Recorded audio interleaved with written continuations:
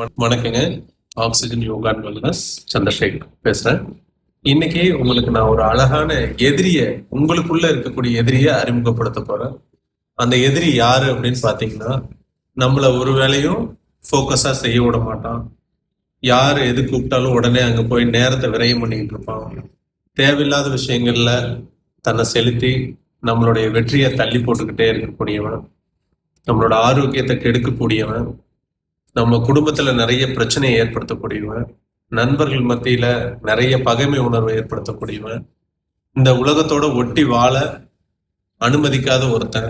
அவன் தான் உங்களுக்குள்ள ஒருத்தன் இருந்து இவ்வளவு பிரச்சனையும் பண்ணிட்டு இருக்கான். அவன் யாரும் கிடையாது, உங்களுடைய மனசு தான். இந்த மனசு நம்மள ஒரு வேலைய உருப்படியா செய்ய விடாது, இயல்பா இருக்க விடாது, நிம்மதி இருக்க விடாது, நோய்களை ஏற்படுத்துறது. இது எல்லாத்துக்கும் காரணம் உங்களுக்குள்ள இருக்கிற அந்த மனசு தான் உங்களுடைய மிகப்பெரிய எதிரி அப்படிங்கிற அந்த உண்மையை நீங்க புரிஞ்சுக்கணும். ஸோ இந்த எதிரிய நம்ம ஹேண்டில் பண்றதுக்கு தான் யோக பயிற்சி, தியான பயிற்சி இதெல்லாம் பண்ணி அந்த எதிரிய நம்ம கட்டுப்பாட்டுக்குள்ள வச்சிட்டோம்னா இந்த உலகம் நமக்கு அடிமையா இருக்கும்.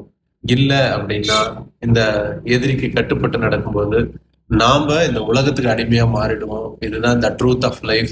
Have a good day. Thank you.